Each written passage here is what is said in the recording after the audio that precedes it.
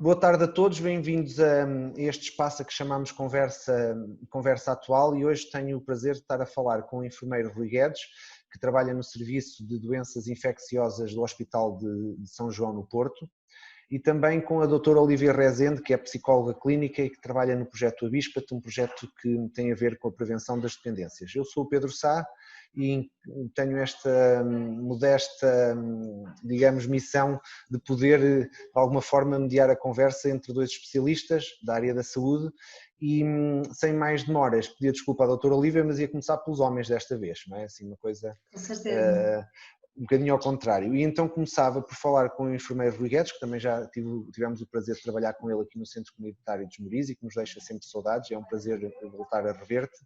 E a começar, Rui, por uma pergunta que se calhar já ouvimos falar muito na resposta, mas ia-te perguntar, para darmos início a esta conversa, o que é isto do Covid-19? Olá Pedro, olá Olívia, também é um prazer estar novamente a ver-vos e relembrar alguns dos momentos que passamos realmente aí no nosso trabalho.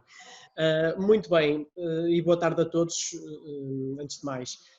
Portanto, isto do Covid ou da Covid, o que é? Portanto, começando pelo início, em dezembro passado, começamos a receber as primeiras notícias que algo na China estaria a acontecer. Portanto, um vírus, um coronavírus, há outros tantos coronavírus, mas este coronavírus especificamente começa então a aparecer, começa a contagiar uma série de pessoas e começa a matar pessoas. Portanto, algo fazia prever que isto seria já uma situação que poderia atingir com gravidade uma série de países. Nós, em Portugal, começamos então a receber estas primeiras notícias, inevitavelmente pensando que na globalidade qualquer pessoa viaja pelo mundo de hoje em dia e rapidamente está no local e passa para outro, começamos a perceber que poderia chegar a Portugal e naturalmente começamos então a preparar-nos para isso. Começamos a receber os primeiros doentes com sintomas suspeitos de Covid, doentes que vinham da China diretamente, especialmente de feiras relacionadas na área do calçado. Depois, numa fase seguinte, começamos a receber também turistas já que vinham de Itália, quando já se sabia que havia também a Covid e que havia um surto em Itália, mas até aí ainda tudo apenas suspeitas. Outros vírus, gripe A, outros vírus com sintomas respiratórios, mas ainda não a Covid. Até que recebemos o primeiro doente Covid no Serviço de Infecciosas do Hospital São João e então a partir daí começamos a receber todos os doentes. Este vírus em si, a Covid, resumindo, porque como tu disseste bem, já muita gente falou disto, já toda a gente saberá mais ou menos o que é a Covid, portanto, este vírus que ataca a parte respiratória, inevitavelmente acima dos 70, 80 anos, com maior gravidade, até porque não só, mas também normalmente este tipo de pessoas com esta idade têm já também outras comorbilidades, ou seja, outras doenças associadas que vão inevitavelmente piorar a sua situação e em termos de Covid vão agravar a sintomatologia respiratória e claro, necessitando essas pessoas de internamento, algumas de ventilação, cuidados intensivos.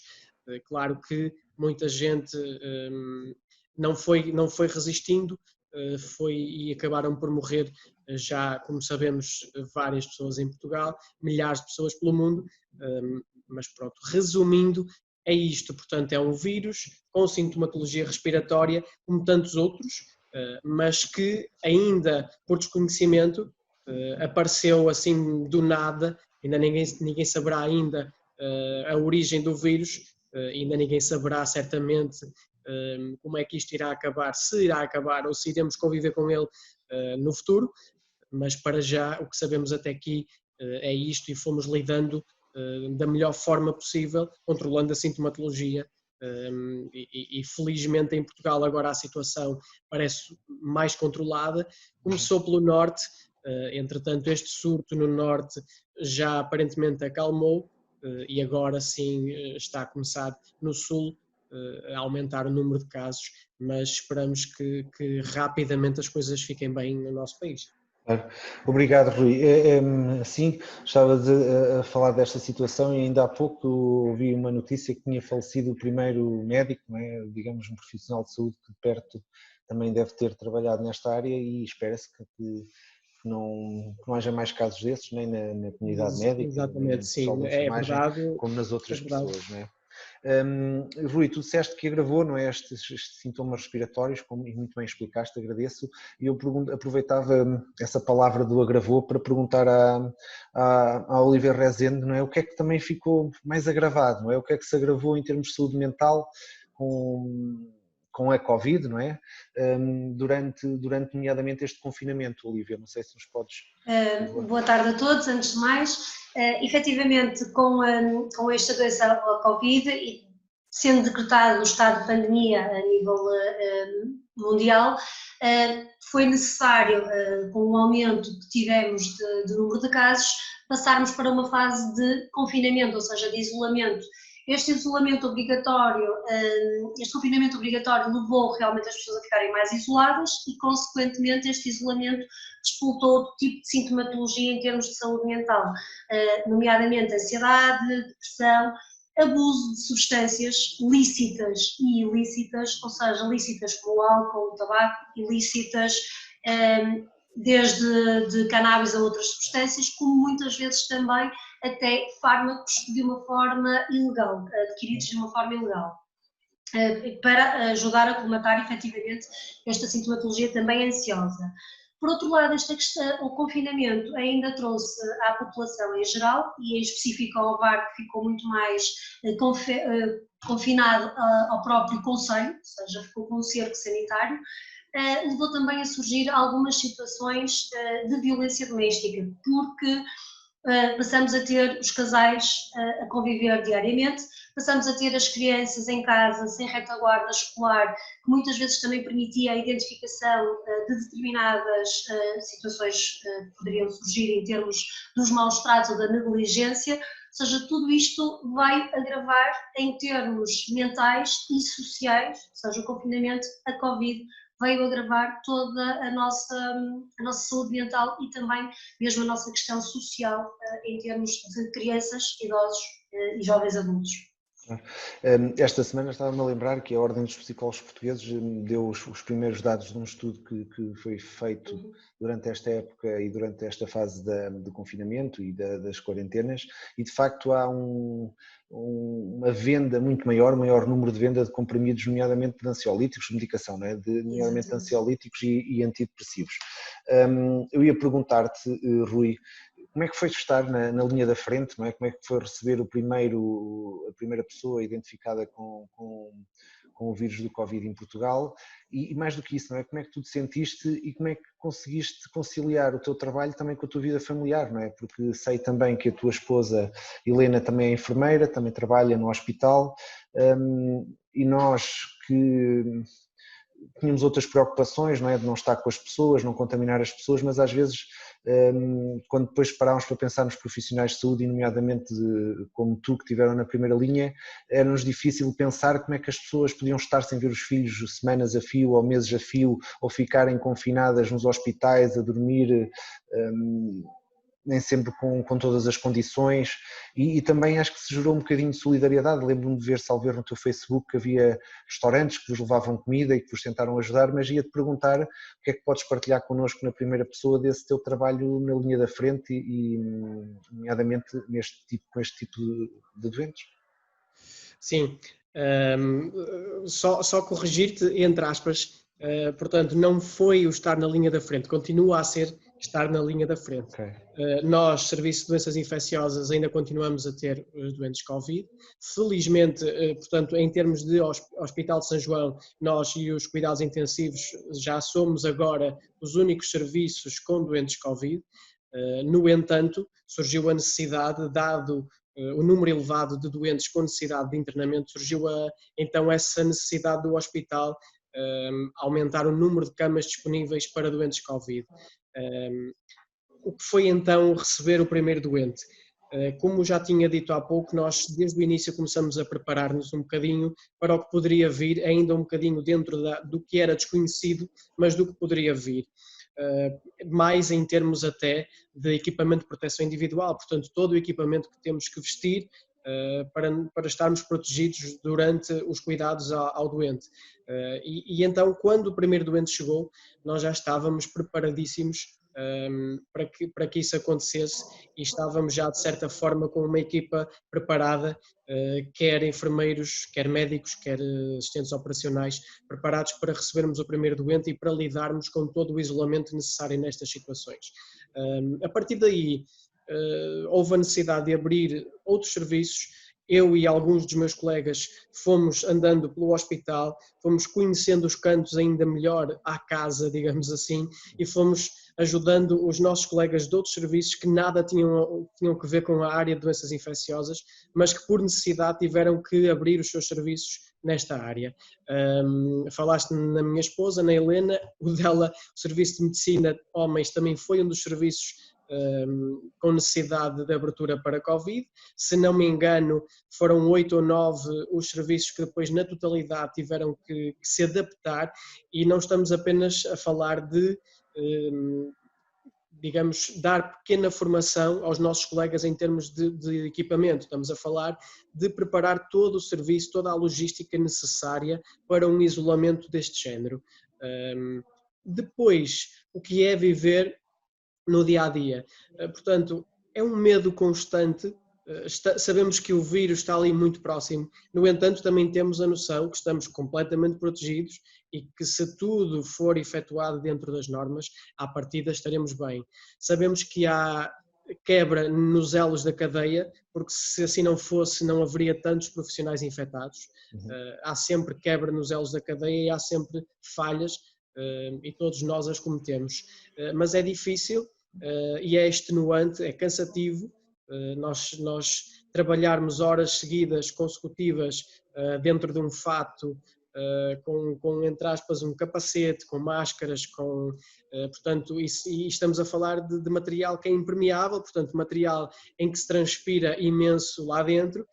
A única coisa que nós queremos quando saímos dali saímos dali, queremos tomar um banho, queremos ficar novamente bem para chegarmos a casa. Chegamos a casa, temos todos os cuidados também, sabemos que o nosso calçado vem do hospital, a nossa roupa vem do hospital, passa por locais potencialmente contaminados, e vem, portanto, como nós sabemos, poderá vir infectado, e então temos que em casa adotar aquelas medidas que também foram alargadas um bocadinho à população em geral, e adotar aquelas medidas de criar um próprio circuito de isolamento em casa, em que o calçado fica na entrada, são desinfetadas as mãos, a roupa vai imediatamente para lavar.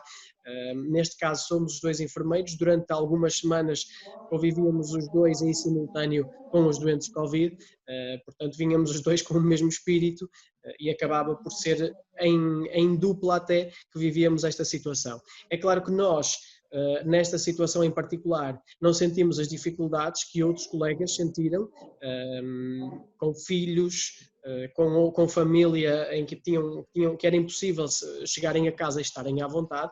Tive colegas que tiveram que ficar em hotéis, que tiveram que ficar em pensões. Nisso muito nos ajudaram e temos a agradecer todas as cadeias, por exemplo, nomeadamente o IBIS, que forneceu logo rapidamente quartos para os enfermeiros do São João. A Câmara do Porto também conseguiu protocolos com diversas casas, e arrendaram de forma completamente gratuita para os enfermeiros durante este período casas perto do hospital. Portanto, tivemos restaurantes que nos forneceram refeições de forma gratuita durante bastante tempo, como até já foi publicitado em canais de televisão, que já várias vezes foram ao hospital fazer esse tipo de reportagens. Portanto, ao mesmo tempo que era muito difícil para nós, também se foi tornando mais fácil, dada toda esta onda de solidariedade que se criou e que uniu todo o país. Portanto, não uniu só os profissionais de saúde, eu acho que uniu toda a gente numa causa só. Falando agora um bocadinho, não me alongando muito mais nesta resposta, mas falando um bocadinho no que é lidar com o doente em si. como é óbvio, as experiências são diversas e tivemos todo o tipo de experiências, desde o doente que chega bem e vai embora bem, como o doente que piora e que acaba por morrer connosco. A grande ou uma das grandes dificuldades é que era não só lidar com o doente, mas também lidar com a família, porque estas famílias foram privadas, a partir do momento em que o doente chega ao hospital, toda a família é privada de ver o doente. Portanto, o doente, se teve um mês internado no hospital, durante esse mês nunca mais ninguém da família o pôde visitar, o doente morre e a família nunca mais vê o doente. E nós é que tínhamos que fazer esta ponte via telefone apenas. Agora, atualmente, já temos no hospital condições para fazer videochamadas, os doentes internados conseguem falar com a família através de videochamada, o que vai facilitando um bocadinho este internamento. Essa é a parte mais complicada.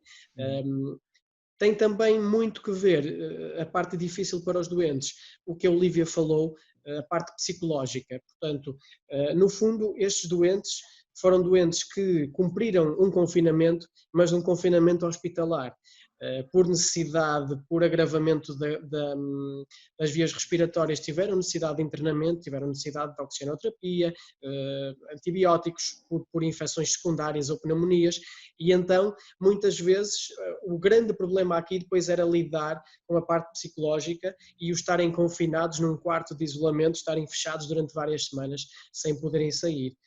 Portanto, o problema que foi um bocadinho transversal ao país, como tu disseste, do aumento de medicação, antidepressivos, também foi um problema que se viveu no hospital. Não só a parte respiratória, mas também esta parte ansiosa e psicológica do doente.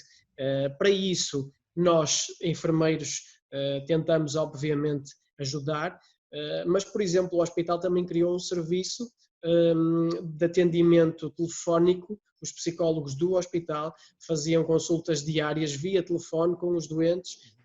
Para os doentes que tinham telefone era com o próprio telefone, para aqueles que não tinham foi-lhes fornecido tablets, telefones, etc. Uma vez que, portanto, o objetivo era minimizar as entradas de profissionais de saúde e então a parte da psicologia era feita via telefone. Mas foi uma das dificuldades, foi manter os doentes sãos psicologicamente, digamos assim, durante o internamento. Certo. E pronto, e as características deste vírus, não é, também causou tensão em toda a gente, e o aumento de tensão, e acredito que em ambiente hospitalar isso seja multiplicado vezes um número que nem calculo, não é? Essa tensão e essa pressão. Aproveitava, Rui, para perguntar também à Olívia, porque eu e a Olívia aqui em Ovar também fizemos o centro comunitário, promoveu e disponibilizou uma rede da qual participava eu, a Olívia e o Nuno Rochena enquanto psicólogos, que era uma linha de apoio de emergência psicológica. Pronto, eu atendi chamadas, mas neste caso ia perguntar à Olívia, não é? Muitas das pessoas que ligavam pediam-nos estratégias, como é que haviam de lidar, nomeadamente durante a quarentena, e de que maneira podiam manter o seu bem-estar intelectual, psíquico, psicológico. E eu ia perguntar à Olívia, que tipo de estratégias, Olívia, é que as pessoas puderam socorrer, por assim dizer? Sim, ao longo do confinamento, realmente as pessoas procuravam-nos com essa necessidade e uma das coisas que falavam era a necessidade constante que sentiam de estar ligados aos meios de comunicação, atualizadas das notícias. Este era um dos primeiros pontos que era trabalhado com as pessoas, era efetivamente que não deveriam estar constantemente a ver notícias, ou seja, deveriam estar unicamente ligadas, ver uma, duas vezes durante o dia, atualizar-se com as informações, mas não estar constantemente a ser bombardeada. Porquê? Porque a informação é importante estarmos informados, mas o excesso também por si começa a gerar mais medo, mais ansiedade e, consequentemente, outro tipo de sintomatologia. Uma das estratégias foi essa, ou seja, minimizar as visualizações em termos de meios de comunicação. Outra era manter o contacto através dos meios, tal como dizia o Rui, que é para manter realmente sãs mentalmente, contacto ou com profissionais de saúde, e no caso connosco, linha de emergência psicológica do centro comunitário, e também e fundamentalmente com os familiares e amigos, porque era muito importante o contacto social possível, ou seja, no caso era virtual, mas era fundamental para tentar manter as redes e as pessoas o mais saudavelmente possível. E, acima de tudo, eu acho que trabalhámos muito, houve muita questão da promoção da saúde com aqueles cuidados que me dizia o Rui bem, que foram generalizados à população, que era quando eu tenho que ir à rua, como é que eu me devo prevenir, o que é que eu devo fazer? Isto era muitas das questões que nos eram colocadas, e depois o medo que assombrava o sair, o ter ser contaminado e o regressar a casa. Ou seja, muito trabalhado o uso da máscara, a desinfecção constante das mãos, a lavagem constante das mãos, bem como ao regressarem, realmente tentarem ter ali uma barreira, um isolamento local em que pudessem deixar o calçado, em que a roupa fosse automaticamente retirada e mandada para lavar. Ou seja, todos estes cuidados e estratégias foram, apesar de ser estratégias não diretamente psicológicas, mas que tinham um impacto na saúde psicológica das nossas pessoas, das nossas famílias, dos nossos indivíduos. Desculpa, Pedro, só agora lembro-me de uma coisa a acrescentar, nomeadamente com os jovens, e atendendo que eu acompanho jovens, uma das estratégias que era muito trabalhada com os jovens era manter rotinas, ou seja, manter rotinas saudáveis durante o dia. Porque o que se identificou muito foi o converterem o dia em noite e a noite em dia, em que ficavam a noite toda a jogar ou a conversar com os amigos e durante o dia dormiam. Isto destabilizou imenso os jovens e que levou a um aumento da ansiedade e, consequentemente, a um aumento de consumo de substâncias. Pronto. Claro que nem sempre as substâncias estavam de fácil acesso, mas quando eram acedidas, eram consumidas de uma forma abusiva. Outra das estratégias realmente era um bocadinho isto, que era extremamente importante, manter rotinas a nós, indivíduos adultos, manter rotinas às nossas crianças e aos nossos jovens, porque realmente o confinamento e a questão escolar, com que todos fomos bombardeados enquanto pais e enquanto famílias, levou a uma readaptação das nopor vivências diárias, das nossas rotinas. E depois a ansiedade, muitas vezes, das crianças que estão isoladas, era também, acabava por também se passar para os pais e vice-versa, porque os pais estavam assoberbados com o teletrabalho, com a gestão familiar, com o acompanhamento da escola dos filhos, ou seja, tudo isto foi um ciclo e que foi muito difícil a gestão. Atualmente, creio que já se adquiriram realmente estratégias resilientes para ultrapassar e lidar com estas circunstâncias. Obrigado, Olivia. É curioso, essa coisa estavas-me a fazer pensar, não é? Desta coisa das redes sociais e do Facebook e do Instagram e de facto às vezes nós alertamos, não é, para o uso abusivo, que também eu penso que aumentou um bocadinho, nomeadamente na camada mais jovem, mas várias vezes ouvimos estes relatos, não é, que as redes sociais nos deixam um bocado alienados uns dos outros e que estamos juntos mas estamos à distância, mas de repente são essas redes sociais e são estes mecanismos da videochamada que nos permitem estar juntos, não é? Nomeadamente das pessoas que gostamos e, como diz o Rui, ainda hoje se mantém também no nosso trabalho, do teletrabalho, mas também para os próprios doentes poderem ver as pessoas, e eu acho que isso também é importante. E falaste dos jovens, Olivia, eu tinha aqui mais uma pergunta, mas antes de ir à próxima pergunta dos jovens, que endereçava a ti, ia perguntar aqui ao enfermeiro Rui Guedes, o que é que estes métodos, não é, que nós temos para nos proteger, nomeadamente a máscara, Rui, o que é que tu consideras? Achas que toda a gente usa bem a máscara? Os jovens têm sempre aquele sentimento quase de super-heróis, não é? Isto a mim não me vai tocar, só afeta os velhinhos, desculpa a expressão, os mais idosos, os séniores. O que é que tu achas? Achas que as pessoas se protegem bem? Que opinião tens, no geral, como é óbvio? Muito bem. Do que tenho visto, na maioria das pessoas acaba por tentar, pelo menos, cumprir aquilo que é passado e muito bem pela Direção-Geral de Saúde. Como a Olivia disse, essencialmente a desinfecção das mãos e o uso da máscara. É óbvio que nem toda a gente usa a máscara devidamente, nem toda a gente desinfeta as mãos sempre que deveria desinfetar, mas na generalidade as pessoas tentam. É claro que os jovens, com esse sentimento mais de herói, que eu, em certa parte e de determinada forma, eu entendo, porque sabemos que é um vírus que afeta muito mais, de forma grave, as pessoas mais idosas, daí os jovens também terem esta atitude mais despreocupada e acharem que realmente o vírus, não, mesmo, ou seja, há aquele sentimento de que, ok, mesmo que o vírus, que eu fique contaminado, o vírus não vai ser nada, isto vai passar, não se passa nada comigo. Portanto, há um bocadinho esse sentimento e aí sim essa desresponsabilização por parte dos jovens em nomeadamente usarem devidamente a máscara e desinfetarem as mãos.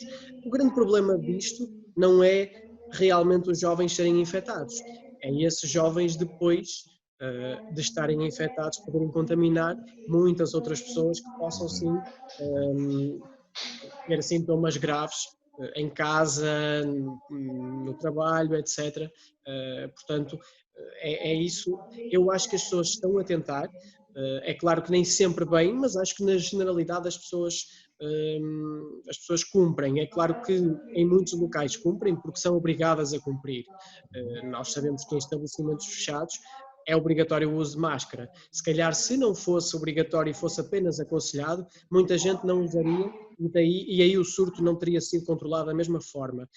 Mas, da maneira que as coisas estão a ser feitas, eu acho que estamos a conseguir controlar as coisas, penso que sim. Ok, muito obrigado, Rui.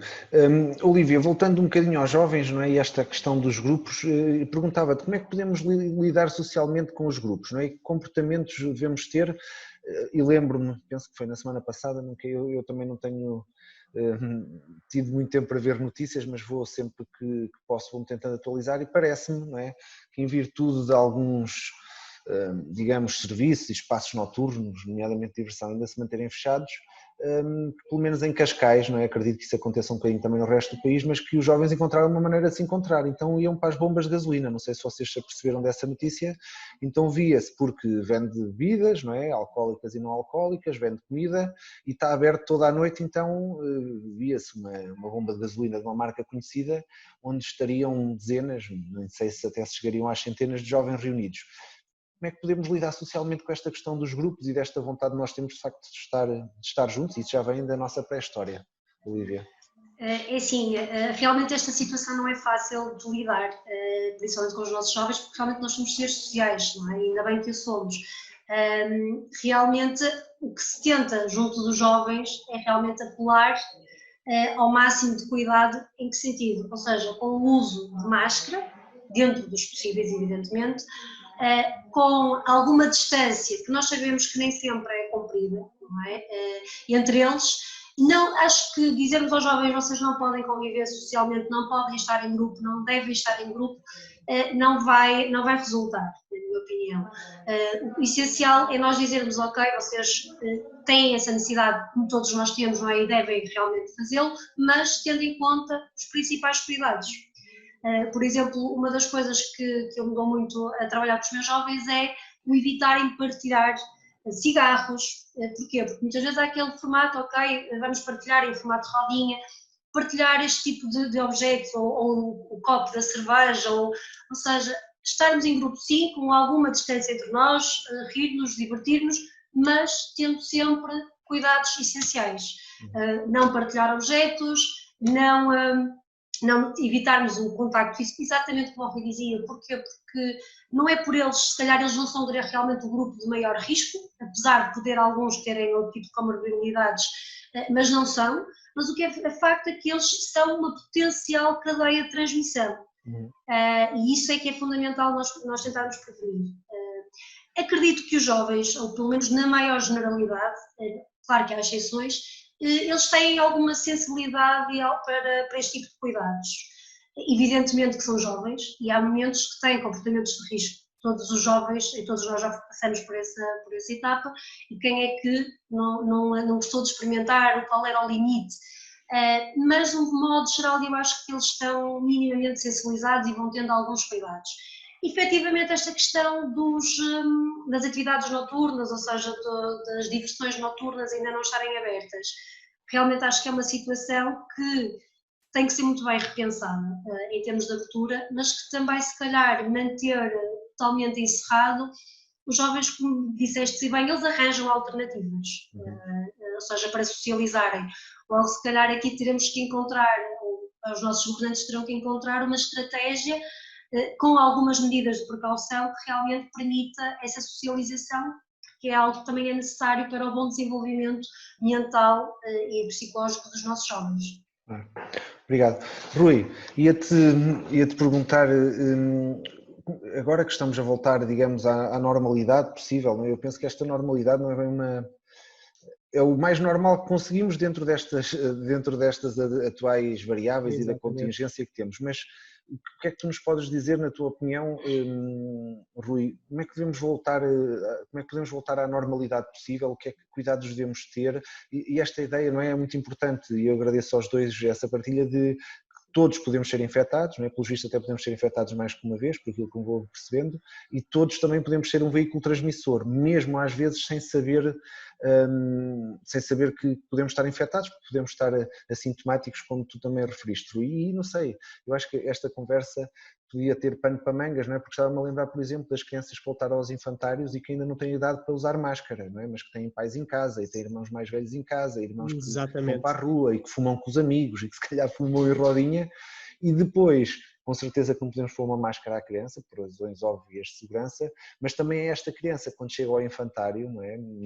Não quero crer que isto esteja tão ascético de contactos que as crianças não se toquem, mas são as crianças que se beijam e que se, desculpe a expressão, se lambem e lambem superfícies, se for preciso, não é? Porque não têm de facto este discernimento. Mas não quero estar aqui a meter muitos assuntos mostrados, perguntava-te, Rui, que cuidados devemos ter, o que é mesmo essencial, e às vezes acho que podemos ficar um bocadinho, desculpe a expressão, atarantados, não é? Porque vamos beber um café e tiramos a máscara, onde é que pomos a máscara? Já toquei na parte de fora da máscara, agora vou pôr na cara e depois, enfim, parece assim um manancial, não é? Sim, Assim um bocadinho obsessivo que todos também é temos claro. que ter algum cuidado.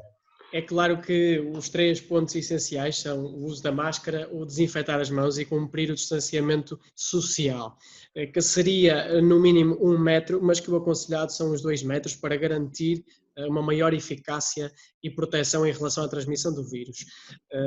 Tudo depois é um bocadinho, pensarmos um bocadinho, usar o bom senso e pensarmos um bocadinho de situação caso a caso. É claro que se conseguíssemos, porventura, estarmos atentos a tudo aquilo que fazemos, por exemplo, com uma máscara, se calhar ao final de 5 minutos essa máscara já teria que ser desperdiçada e usar uma nova máscara. Ou porque, como tu disseste bem, ou porque colocamos as mãos por dentro da máscara, ou porque puxamos a máscara acima, porque as máscaras depois nem sempre se adaptam bem a todos os tipos de rosto, não é? Portanto, há pessoas que têm muito mais dificuldade em usar uma máscara do que outras. Mas o essencial é a máscara estar lá, sem dúvida que esse é o essencial. Já há estudos que comprovam isso, portanto, tossir, espirrar e emitir todo o tipo de aerossóis com uma máscara é completamente diferente do que emitir esses mesmos aerossóis sem a máscara. Portanto, estes são os 3 pontos essenciais. Manter a distância, desinfetar as mãos o máximo número de vezes possível e sempre que acharmos que podemos estar potencialmente contaminados ou que tocamos numa superfície que possa estar contaminada. E depois, portanto, não levar os dedos, as mãos, constantemente à boca, ao nariz, aos olhos, aos locais de entrada e às portas de entrada do vírus para o nosso corpo.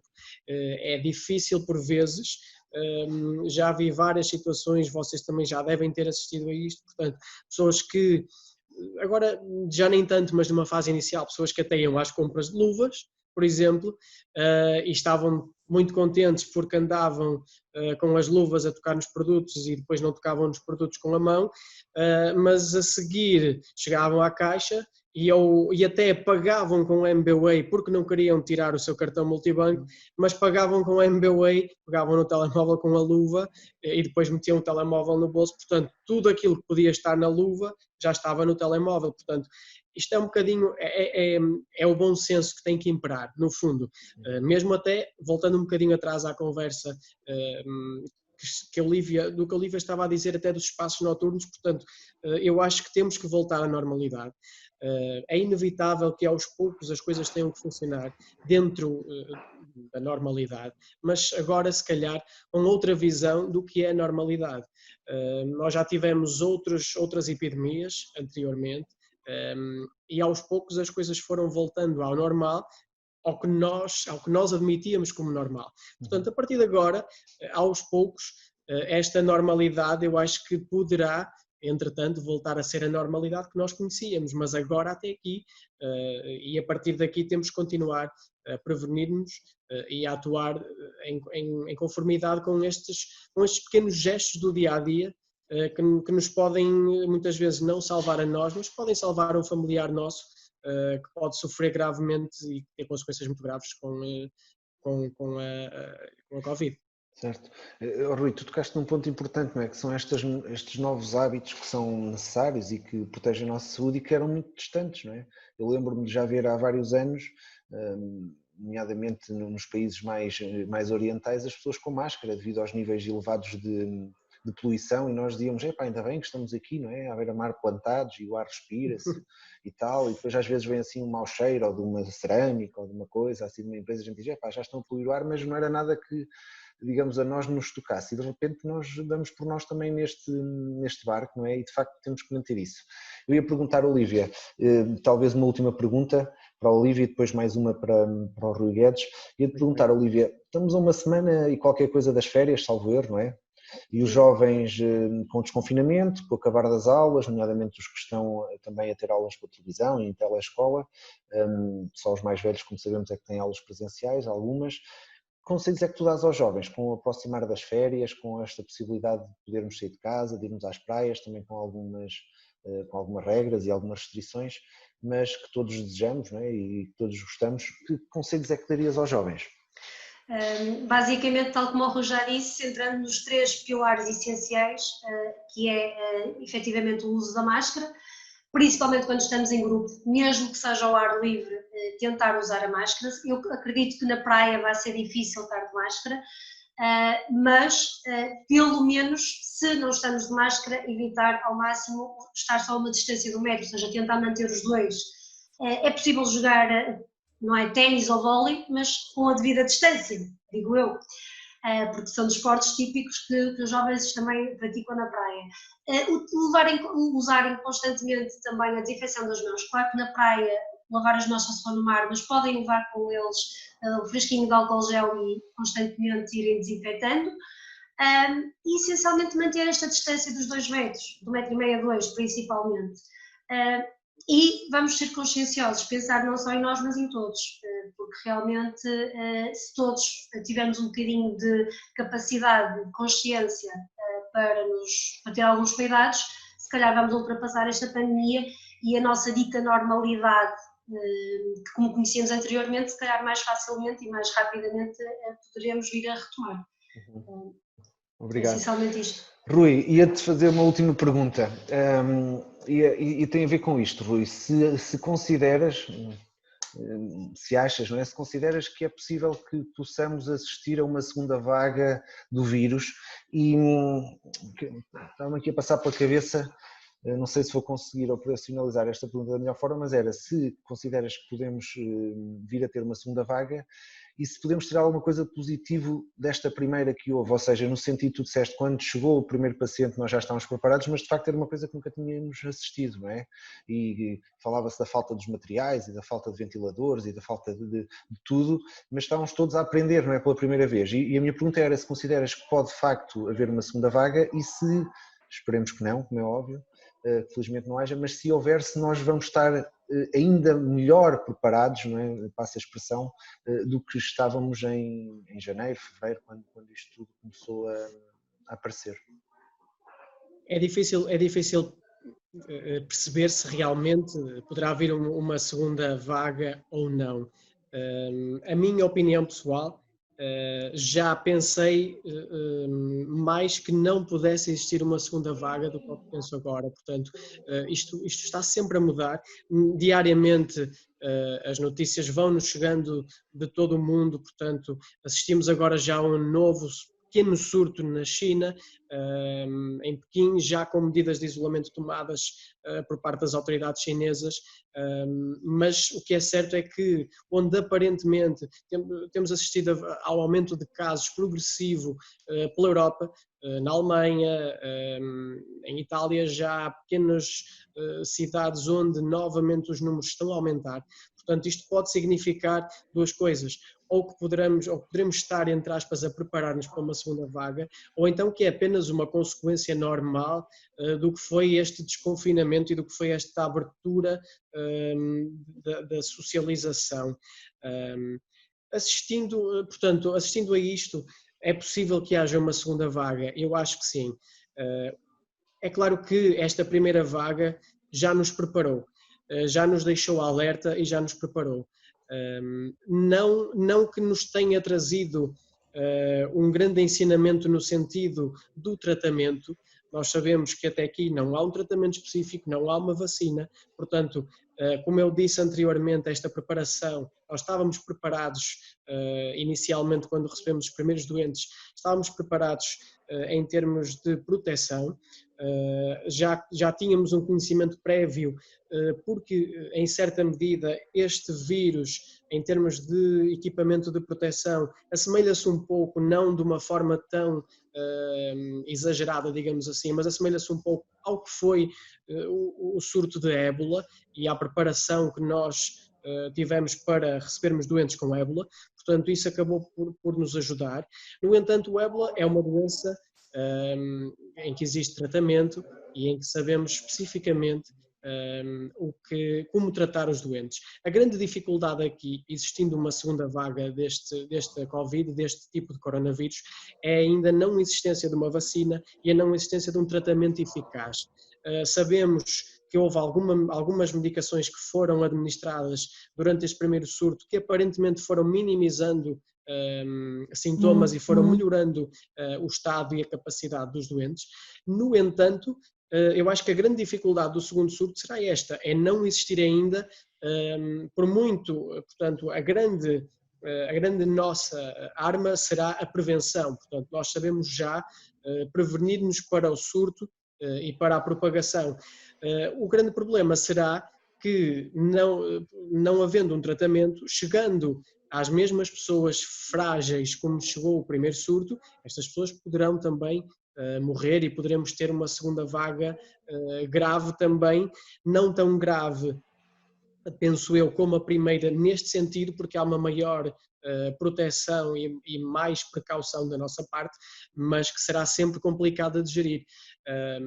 E eu queria só ressalvar uma questão que há pouco não falei, mas que queria puxar um bocadinho atrás e dizer que o estado psicológico dos doentes internados, por exemplo, quando eu há pouco disse que era uma das nossas dificuldades, aprendia-se também por uma razão muito simples, é que se, por exemplo, uma das coisas que nós poderíamos fazer com um doente internado, que é, por exemplo, um simples sorriso, uma simples palavra, portanto, eles verem na cara do enfermeiro o reflexo do que poderá ser o tratamento e do que poderá ser a expectativa da saída do hospital, bem, deixou de ser possível. Portanto, para um doente nós éramos uma cara de capacete, óculos, e que eles não conseguiam perceber realmente, através do nosso olhar, através do nosso sorriso, não conseguiam, em certa forma, buscar um pouco daquela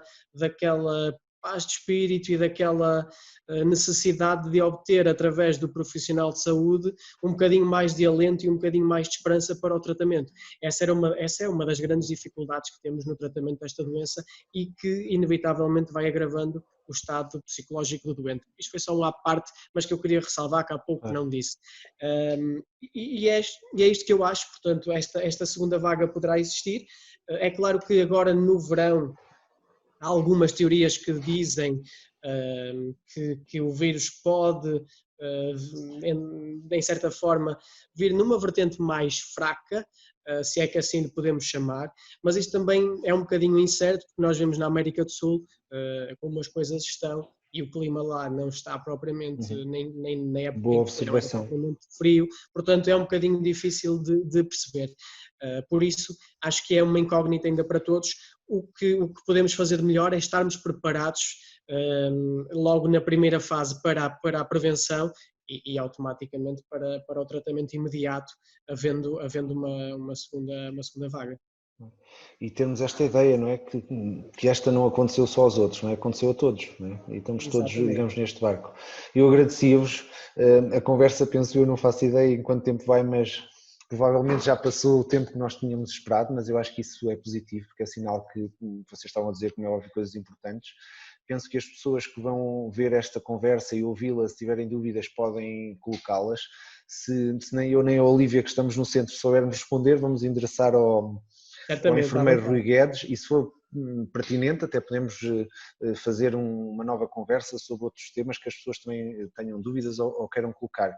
Em nome do Centro Comunitário dos Moris, Rui, agradeço a tua partilha, como agradeço também a Olívia, a ti e à tua esposa Helena, a quem mando um abraço também, que já foi nossa colega também aqui de trabalho e que nos deixa saudades também, como é óbvio. Agradeço a tua participação e agradeço também o vosso trabalho, não é? E de facto, por várias vezes disseram, e eu acho que fez sentido, não é? E percebi isso, e acho que vocês ainda percebem isso melhor, que de facto vocês foram os heróis, nomeadamente estes profissionais de saúde que estiveram sempre na linha da frente, deixando para trás, diria, ou até em segundo plano, outras coisas que são igualmente importantes, como as próprias famílias, e agradeço-vos o vosso trabalho, acho que isso não tem preço. Gostaria que o Governo vos pudesse, de alguma forma, recompensar como outros têm feito pelo país fora, mas nem vou falar desta última coisa da Liga dos Campeões, não é? Enfim, é o que é. E peço que estendas este abraço e este cumprimento, que acho que falo em nome de todos, também aos vossos colegas do serviço e também aos outros colegas espalhados pelo país. Deixar apenas novamente esta mensagem de termos os nossos cuidados de proteção, de termos esta coisa da etiqueta respiratória, de nos desinfetarmos. Ao nível da saúde mental, mantermos a flexibilidade possível e não ficarmos inflexíveis, não é? Porque depois, quando as coisas começam a ficar rígidas, são mais complicadas depois de desmontar um bocadinho. Não sei se algum de vocês quer fazer alguma consideração final, mais uma vez em meu nome, e despeço-me das pessoas também que forem ouvir esta conversa, pronto, e agradeço-vos novamente, mas se tiverem mais alguma consideração podem dizer, por favor. Eu também agradeço, em meu nome, em nome da Helena também, esta oportunidade de termos esta conversa.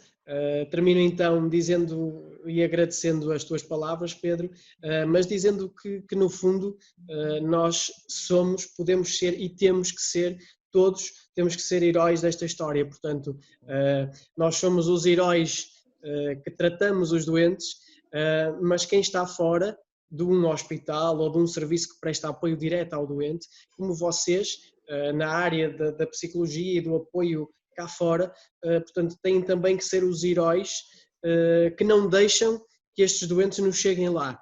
Portanto, isso também é muito importante, todos nós termos esse papel um bocadinho porque a prevenção, enquanto que o tratamento só pode ser feito lá, a prevenção cabe em todo lado.